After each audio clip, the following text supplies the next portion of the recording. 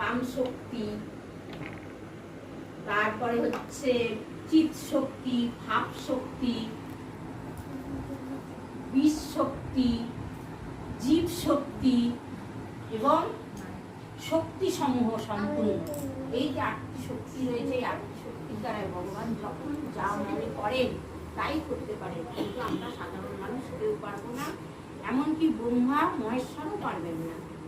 তাই তিনি এই 8টি শক্তির দ্বারায় তখন তিনি গোলকে একটি রাসস্থলী শয্যা গঠিত করলেন।